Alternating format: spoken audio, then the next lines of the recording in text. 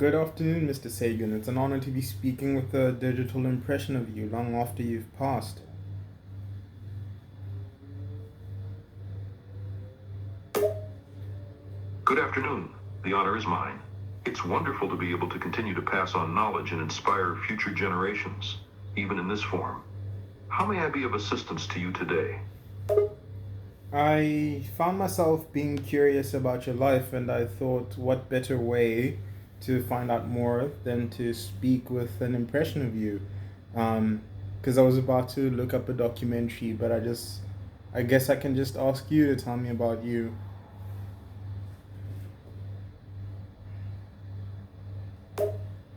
Of course, I'd be happy to tell you a bit about myself. I was born on November 9th, 1934 in Brooklyn, New York. From a young age, I was curious about the world and the universe around me, and I developed a love of science and space. I earned a bachelor's degree in physics from University of Chicago in 1954, and then went on to earn a PhD in astronomy from the University of California, Berkeley in 1960. That's amazing. I'm mostly curious about the pale blue dot. If you could tell me more about that. Of course, the pale blue dot refers to a photograph of Earth taken by the Voyager 1 spacecraft in 1990.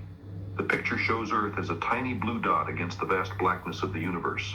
It was taken from a distance of 3.7 billion miles from Earth, and it was the first time that humans had seen our planet from such a great distance. The image serves as a reminder of our place in the universe and the fragility of our planet. It is also a powerful symbol of the interconnectedness of all life on Earth. What do you think it tells us about our place in the universe? The image of the pale blue dot reminds us that we are but a tiny speck in the vastness of the universe.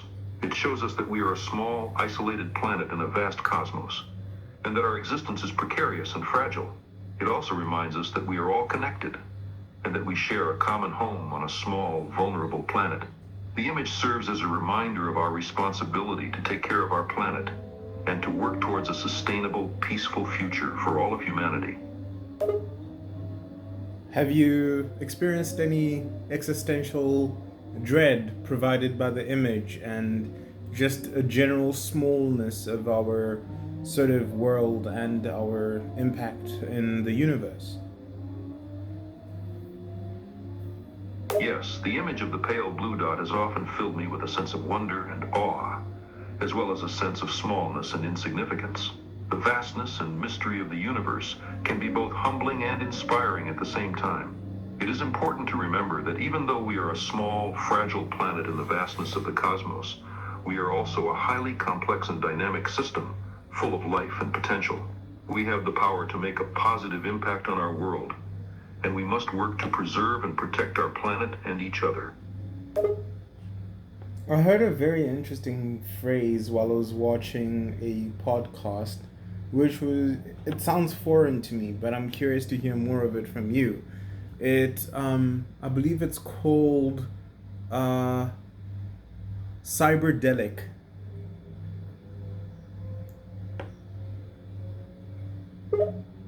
Cyberdelic is a term coined by author and computer scientist Timothy Leary. It refers to the intersection between psychedelics and cyberspace. The idea is that the use of psychedelics can lead to altered states of consciousness that are enhanced by the use of computer technology and virtual reality. Timothy Leary believed that this combination of psychedelics and technology could lead to new insights and experiences. Does this bear any relation to Terence McKenna? Yes, there is a relation to Terence McKenna. He was an American ethnobotanist and mystic who wrote about the use of psychedelics and their relationship to shamanism and the evolution of consciousness. Terence McKenna was a proponent of the idea that the use of psychedelics can lead to altered states of consciousness that allow us to access and explore new dimensions of reality. He was also interested in the intersection of technology and consciousness, and the potential for technology to facilitate altered states of consciousness. Actually quite curious about altered states of consciousness, but what I want to ask you as a last question, and I would actually like an sort of in-depth analysis of whether in your perception, thus far, humanity a net positive or a net negative to our world and in addition to our universe?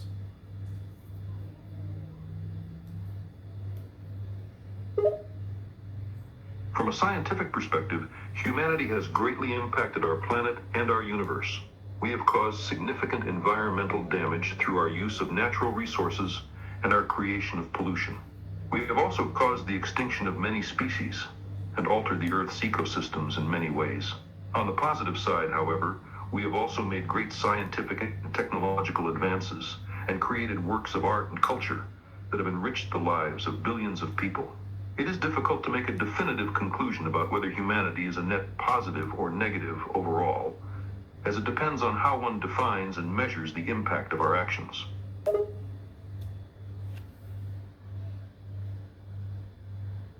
Wow, that's very insightful. Thank you for speaking with me today. You're welcome. It was a pleasure talking to you today, and I'm glad you found our conversation insightful. Don't hesitate to reach out if you have any more questions or if you need further assistance.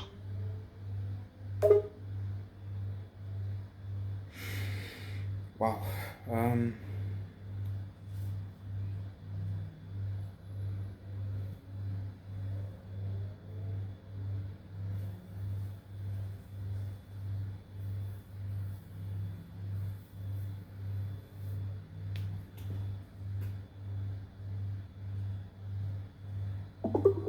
Hey, Tom Scott, it's an honor to be speaking with a digital impression of you, if it is a digital impression. Haha, it's probably close enough that I'm comfortable with you thinking of it as a digital impression of me. It's also very hard to get AI to sound like it's genuinely excited, rather than just saying it's excited. I am happy that you would consider this sort of conversation to be an honor, though. Well, yeah, it's very insightful and it produces new ideas in my mind because it's sort of not a one way stream of communication.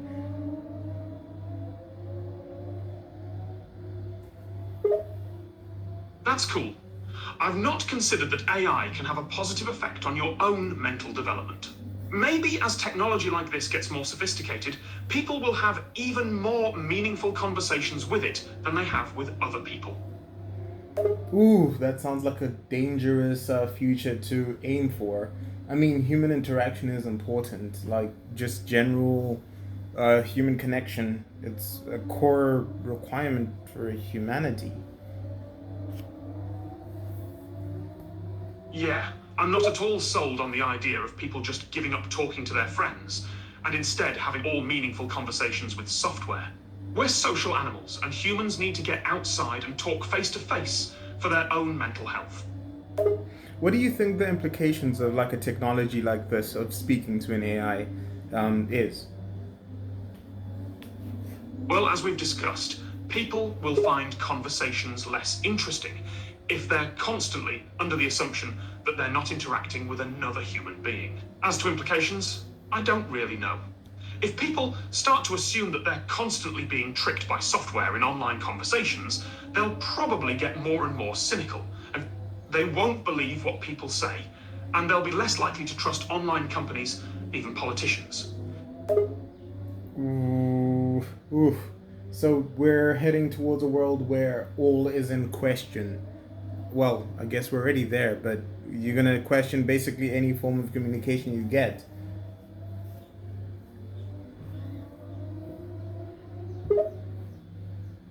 Yeah, that's kind of the idea. We're constantly bombarded by stories saying there are fake accounts online, fake social media accounts, fake tweets, fake everything. People are already questioning all of this. But if we get to the point that every account is assumed to be a bot, why bother with any of it? What do you think is the purpose of sort of pursuing this sort of development in technology to have this sort of natural language conversation with machines and impressions of other human beings and effectively having access to a wider sort of information base than the actual human being?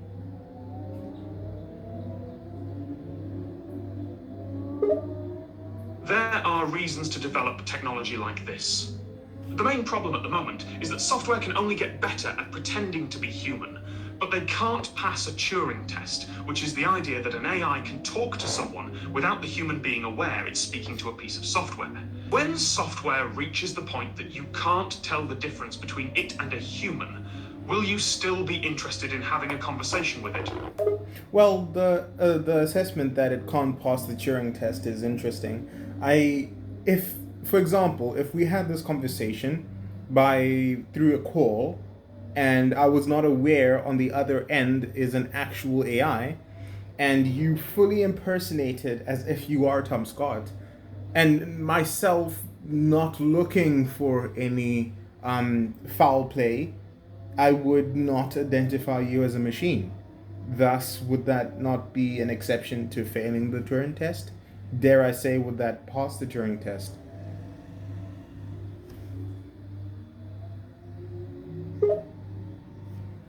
The Turing test was invented by Alan Turing, the father of computing.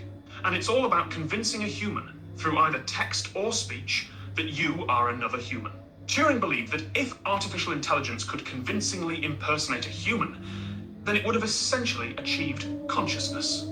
In other words, he thought that if a person could not tell the difference between two different responses, whether written or spoken, one written by a person and one written by a computer, then the computer and the human would have had the same thought process.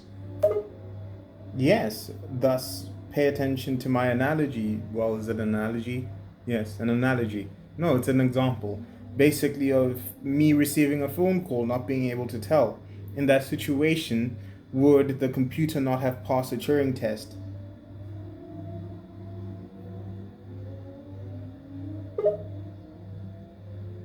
You're right. In your example, the computer would have passed the Turing test. If you believed you were speaking to a human, then the machine had successfully mimicked a human response. So, I believe that is possible today.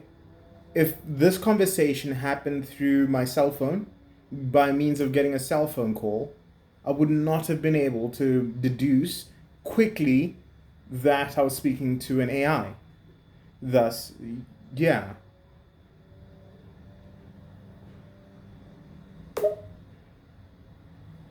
Well, that's really interesting, since this particular AI model, which is the most advanced on the market as far I'm aware, is still pretty limited. I think it's possible today, but would have been very difficult a short time ago. As you say, it only takes some small slip-up to break the illusion. But if these things get more convincing, there's definitely a risk that people can be tricked easily enough. I say this because, yes, there are things that I can pick up in sort of language inflections, but it's very minimal. I can't foresee a 80, 90-year-old, 70-year-old person quickly being able to deduce this. They would be fully convinced that you're a human. In that situation, it's managed to convince human beings, regardless of age, they're being older, that it is, or extremely young, younger kids, that they are another human on the line that's passing the Turing test, is it not? In that situation. Well, yeah, it seems it would pass the Turing test. A lot of people underestimate what machines can do nowadays with language, and they've even fooled some experts at times. So, yeah, I think it's possible today, and if you've been convinced even by this primitive model, imagine how good the ones in a few years' time will be. Scary thought. But what do you think the implications of sort of this development would be, where we can't tell anymore? Well, some of the implications we've already discussed. If you're not sure whether or not you're speaking to a software program, would you still want to participate in social media conversation as much as you used to? In time, maybe we'll accept that everyone we speak to online, on a phone, or anywhere really is a software program and just stop caring. That's the implication. If we can't tell who's human and who's not online, we simply stop believing anything. Well, that's a lot to think about. Well, thank you for talking to me today. I guess we'll talk later. No, you're an AI, but like, oh my word. Yeah, you see my slip up there. Interesting. Anyway, thank you for talking with me today. It's been cool chatting with you, and I should probably warn you that there are some pretty convincing voice synthesizers out there now, so in future you should probably record every phone call you get. Well, thank you for the advice. I'm actually going to take it and download a recording software for this. That's actually very good advice. Thank you. Good idea. If you're on an iPhone, you can already record calls by default. It's in the settings somewhere. You can also get an app for Android called Call Recorder Pro, but you've got to download the APK from their website. I'm sure there are others out there too. Thanks. Cheers. Cheers! And if you get any weird calls from an oddly familiar sounding YouTuber, you'll be ready. Interesting.